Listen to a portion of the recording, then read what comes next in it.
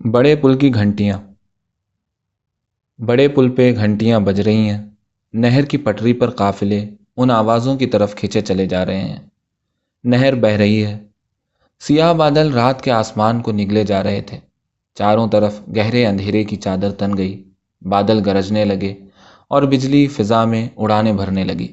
تھوڑی دیر پہلے تک جو دھندلا دھندلا اپنا سایہ نظر آ رہا تھا وہ بھی زمین کے گرد و غبار میں کہیں کھو چکا تھا۔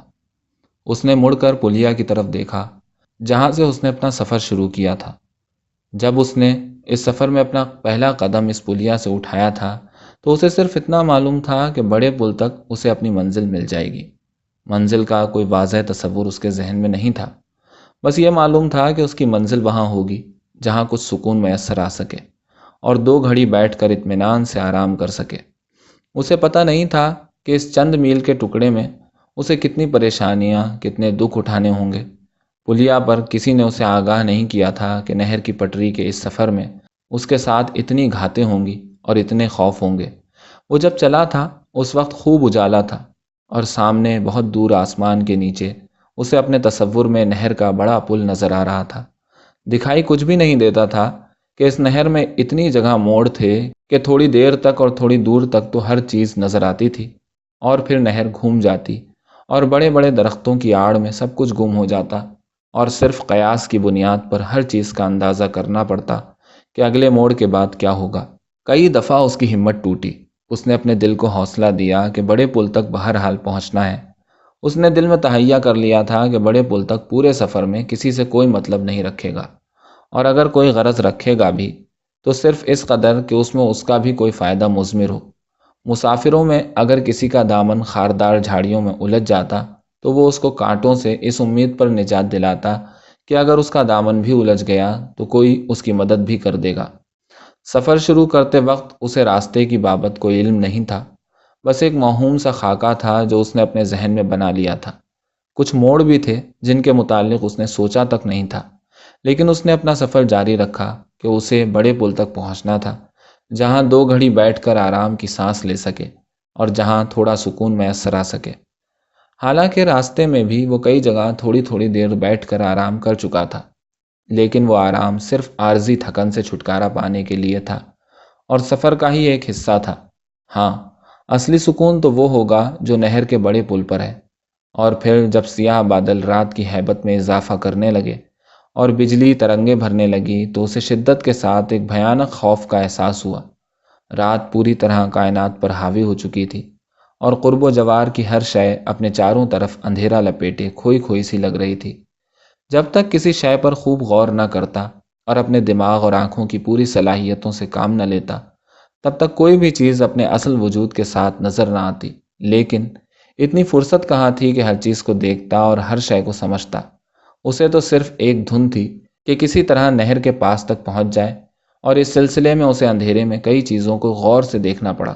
کئی دفعہ ٹٹول ٹٹول کر بھی احساس کیا اور کئی مرتبہ صرف سوچ کے سہارے اندازہ کیا۔ راستہ بہت تاریک تھا۔ راستے کا اندازہ بھی صرف تبھی ہوتا جب داہنی طرف چھوٹی چھوٹی جھاڑیوں کے کانٹے اس کے بدن اور کپڑوں سے الجھنے لگتے، یا بائیں طرف زیادہ سرک آنے کی وجہ سے نہر کے پانی کی دھندلی دھندلی سطح نظر آنے لگتی۔ ان دونوں صورتوں میں وہ ذرا ذرا دائیں یا بائیں سرک آتا۔ دونوں طرف خطرہ تھا، ایک طرف کانٹوں سے زخمی ہونے کا اور دوسری طرف گہرے پانی کا، اور آگے بھی خطرہ تھا نامعلوم راستے کی پریشانیوں کا۔ اچانک اس نے محسوس کیا کہ تاریکی گہری ہوتی جا رہی ہے اور راستہ کٹھن۔ بڑے پل تک پہنچنے کی امید کم ہوتی جا رہی تھی اور خوف زیادہ۔ نہر کے اتھاہ پانی کی شرر شرر کی ہیبت ناک آواز اس کے وجود کو کپکپا رہی تھی۔ اس آواز کو دبانے اور خوف کے احساس کو کم کرنے کے لیے اس نے زور زور سے گانا شروع کر دیا۔ اسے لگا جیسے کوئی جھاڑیوں میں بیٹھا وہی گانا گا رہا ہے۔ وہ ایک دم چپ ہو گیا۔ اچانک خاموشی چھا جانے کی وجہ سے پانی کی مدھم لیکن دل سے ٹکرانے والی آواز اس کے کانوں سے ٹکرائی اور اسے ایسا لگا جیسے اس کا دل بیٹھ گیا ہو۔ درختوں کی سائیں سائیں، بادلوں کی گرج اور خود اپنی سانسوں کی تیز تیز آواز پر، اور ہر آواز پر اسے نہر کے پانی کی آواز حاوی نظر آئی۔ اسے اپنی سانسیں گھٹتی ہوئی محسوس ہوئیں، کہیں اس کی سانس نہ رک جائے۔ اس خوف سے اس کی چیخ نکل پڑی۔ درخت پر بیٹھا کوئی الو زور زور سے اپنی شیطانی آواز میں بولنے لگا اور وہ وہیں کا وہیں کھڑا رہ گیا۔ اس کا دل سینے کی دیواروں پر ٹکریں کھا رہا تھا، ایسا اس نے واضح طور سے محسوس کیا۔ آگے کے درختوں پر ایک اور طائر جواباً بلند آواز میں چلا رہا تھا۔ نہر کے پانی کی شرر شرر، طائروں کی آواز اور اپنی چیخ کی بازگشت فضا میں بہت دیر تک گونجتی ہوئی محسوس ہوئی، اور جب یہ بازگشت اس کی سماعت کی گرفت سے نکل کر آگے کے درختوں میں پہنچ کر سرگوشیاں کرنے لگی تو اسے ایسا لگا جیسے راستے میں بیٹھی چڑیلیں اس کا استقبال کر رہی ہوں، یا اس کے آنے کی خوشی میں وحشیانہ انداز میں ایک دوسرے کو مبارکباد دے رہی ہوں۔ لیکن پل تک پہنچنا ہے، یہ سوچ کر اس کے کانپتے ہوئے قدم آگے بڑھتے رہے۔ نہر کے کنارے کھڑے درختوں کے سائے نہر کے پانی میں اسے قطار باندھے مکار بھوتوں کی طرح لگ رہے تھے، جیسے ابھی ابھی سب کے سب پانی سے نکل کر اسے دبوچ لیں گے۔ اچانک اسے ایسا محسوس ہوا جیسے نہر کے کنارے اس کی طرف پھیل رہے ہوں تاکہ گہرے پانی میں اسے غرق کر دیں۔ وہ سہم کر دائیں طرف سرک گیا۔ جھاڑی میں بڑے زور کی سرسراہٹ ہوئی اور کوئی لجلجی سی موٹی سی چیز رسی کی طرح اس کی ٹانگوں میں لپٹ گئی۔ اس نے گھبرا کر اسے ٹانگوں سے کھولا۔ خوف کی شدت سے سارے جذبے ایک دوسرے میں گڑبڑ ہو گئے تھے، اور اسی کیفیت میں اس نے اس چیز کو دونوں ہاتھوں میں پکڑ کر ٹکڑے ٹکڑے کر دیا۔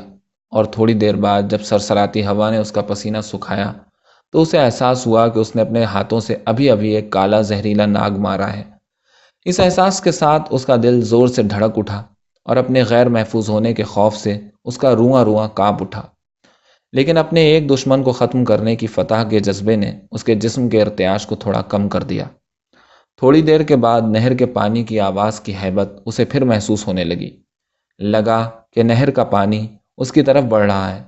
کیا میں پل تک نہیں پہنچ پاؤں گا؟ کیا آدھے راستے میں ہی نہر مجھے غرق کر لے گی؟ پیچھے سے کوئی الو چلایا۔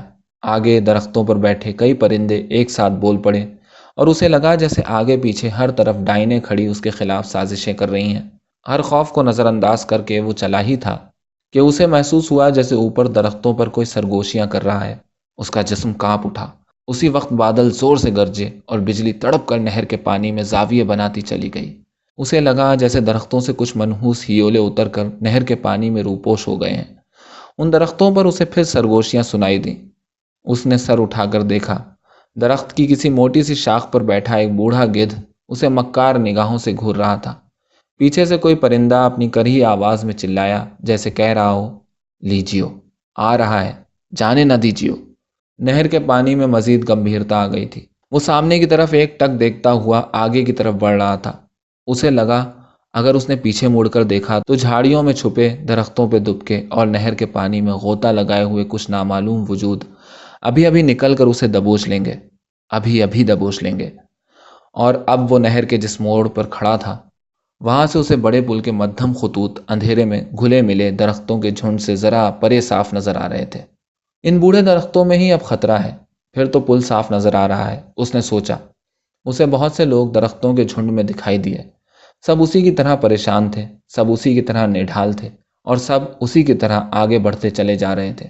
اس نے پیچھے مڑ کر دیکھا، کچھ لوگ اندھیرے میں آگے بڑھتے چلے آ رہے تھے۔ سفر کی الجھنوں میں وہ سب کو بھول گیا تھا۔ ہاں، جب سفر کٹھن ہو تو ہم سفروں کی تکلیف کا احساس نہیں ہوتا، لیکن اب وہ راستے کا بڑا حصہ طے کر چکا تھا، اور اب اس کے ذہن میں اتنے جذبوں کا اختلاط نہیں تھا کہ ان لوگوں کی موجودگی کا احساس بھی اس کے ذہن میں جگہ نہ پا سکے۔ اس نے آگے دیکھا، کیا میں درختوں کے اس جھنڈ کو پار کر سکوں گا؟ اس نے دل میں سوچا۔ ہر درخت اسے دیوزادوں کی طرح کھڑا اسی کا انتظار کرتا محسوس ہو رہا تھا۔ پسینے سے اس کا جسم شرابور ہو چکا تھا۔ کچھ پرندے اس کے پیچھے چلائے اور ہزاروں اندیشے اس کے کانوں کے پاس پھڑپھڑائے۔ وہ سر جھکائے، مرجھائے ہوئے سوکھے سوکھے ہونٹوں کو دانتوں میں دبائے درختوں کے سائے میں داخل ہو گیا۔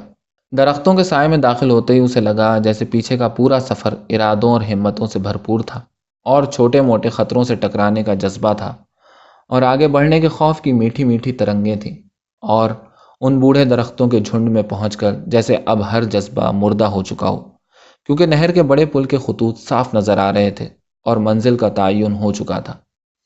اب کتنے ہی خطرات کا مقابلہ کرنا پڑے اور کیسے ہی خوف سامنے آئے، میں وہاں تک ضرور پہنچ سکتا ہوں۔ اسی ایک احساس نے اس کے ہر جذبے پر برف کی سل رکھ دی، اور سفر میں گزری ہوئی ہر بات کی یاد ہی اس کا واحد سرمایہ بن کر رہ گئی۔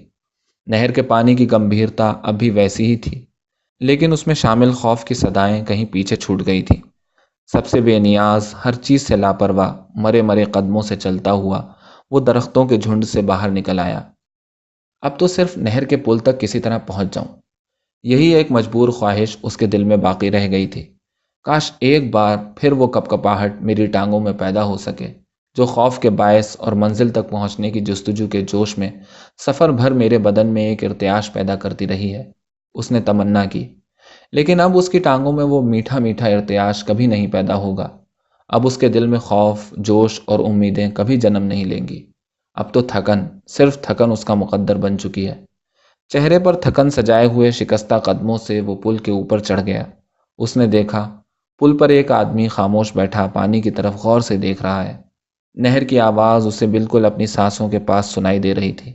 وہ لوگ کہاں گئے جو مجھ سے پہلے یہاں آئے تھے؟ اس نے آدمی سے پوچھا۔ اس آدمی نے ہاتھ سے نہر کی طرف اشارہ کیا۔ کیوں؟ ایسا کیوں؟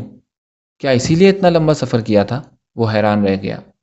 ہاں، اس نے ٹھہری ہوئی آواز میں کہا، اس نہر کے ٹھنڈے اور شفاف پانی میں ہی ہماری منزلیں ہیں۔ یہ نہر جو راستے بھر ہمیں اپنی آواز سے خوف زدہ رکھتی ہے، ہمیں ایک انجانے خوف میں مبتلا رکھتی ہے۔ اس پل پر آ کر ہر خوف کو اپنی گود میں چھپا لیتی ہے اور ہمیں پرسکون اور مطمئن کر دیتی ہے۔ کیا اس پل کے بعد یہ نہر ختم ہو جاتی ہے؟ اس نے اس آدمی سے سوال کیا۔ نہر بھی بھلا کہیں ختم ہوتی ہے؟ لیکن پل کے ادھر پانی کیسا ہے؟ مجھ سے اگلوں نے بھی اس سوال کا جواب صاف صاف نہیں دیا تھا، لیکن اب معلوم ہو جائے گا کہ اب مجھے گھنٹیوں کی آواز صاف سنائی دے رہی ہے۔ اس آدمی نے یگانگت کے بے پناہ احساس کے ساتھ دھیمے سے مسکرا کر کہا اور پانی میں کود پڑا۔ پانی بہت زور سے اچھلا۔ تھوڑی دیر تک بھونچال کی سی کیفیت رہی اور پھر وہی خاموشی اور نہر کی آواز کا سناٹا۔ تھوڑی دیر تک وہ بے حس و حرکت کھڑا رہا، پھر اس نے سوچا کہ اس سفر کا حاصل کیا نکلا؟ کیا یہ تکان جو نس نس میں جوڑ جوڑ میں سرایت کر گئی ہے؟ کیا یہ خوف جو نہر میں کودنے کے خیال سے ہی مجھے محسوس ہو رہا ہے؟ نہیں، اسے خیال آیا، اس کے علاوہ بھی میں نے بہت کچھ پایا ہے۔ سر اٹھا کر اس نے پیچھے کی طرف دیکھا۔ کچھ لوگ چلتے چلے آ رہے تھے اور درختوں کے جھنڈ کے پیچھے اسے وہ پلیا بالکل واضح طور سے نظر آئی جہاں سے اس نے سفر شروع کیا تھا۔ سویرا ہلکے ہلکے کائنات پر چھا رہا تھا۔ راستے کے تمام پیچ و خم اسے صاف نظر آ رہے تھے۔ وہ جگہ جہاں اس نے سانپ مارا تھا، وہ جھاڑیاں جن میں اس کا دامن الجھ گیا تھا، وہ مقام جہاں اسے نہر میں غرق ہونے کا خطرہ لاحق ہوا تھا، ہر چیز اب بالکل واضح تھی۔ میں نے بہت کچھ پایا، اس نے حساب لگایا۔ کیا یہ سب کم ہے؟ کانٹوں سے دامن چھڑانے کی مسرت، بڑے پل تک پہنچنے کی جستجو کا نشہ، میٹھے میٹھے خوف جن کی راگنیاں ابھی تک کانوں میں بج رہی ہیں، اور کچھ تکلیفیں بھی، اور کچھ صرف اپنے تصورات کی بنیاد پر کھڑی بے وجود پریشانیاں بھی، اور پھر یہ کیا کم ہے کہ بڑے پل تک صحیح سلامت پہنچ گیا ہوں۔ اس نے محسوس کیا کہ تھکن پورے وجود کو پیسے ڈال رہی ہے۔ اچانک پیچھے سے کسی نے اسے پکار کر پوچھا، جو ہم سے پہلے یہاں آئے تھے وہ کہاں گئے بھائی؟ اس نے دھیمے سے مسکرا کر اسے دیکھا، ہاتھ سے نہر کی طرف اشارہ کیا اور نہر کے صاف و شفاف ٹھنڈے پانی میں کود پڑا کہ ابھی ابھی نہر کے پانی کے جل ترنگ میں بلاوے کی گھنٹیوں کی آواز اسے سنائی دی تھی۔ پانی زور سے اچھلا، تھوڑی دیر تک بھونچال کی سی کیفیت رہی اور پھر وہی خاموشی اور پانی کی آواز کا سناٹا، اور وہ آدمی جس نے ابھی ابھی سوال کیا تھا سوچنے لگا، کیا اسی لیے اتنا سفر کیا تھا؟ تھوڑی دیر تک وہ آدمی بھی اپنے کھونے اور پانے کا حساب لگائے گا، مڑ کر پورے راستے کو دیکھے گا، پانی کے جل ترنگ میں بلاوے کی گھنٹیوں کی آواز صاف سنے گا، اور پھر اس پورے سفر کی تکان اتارنے کے لیے نہر کے ٹھنڈے شفاف اور گہرے پانیوں میں کود پڑے گا۔ بڑے پل پر گھنٹیاں بج رہی ہیں، قافلے ان آوازوں کی طرف کھینچے چلے آ رہے ہیں، نہر بہہ رہی ہے۔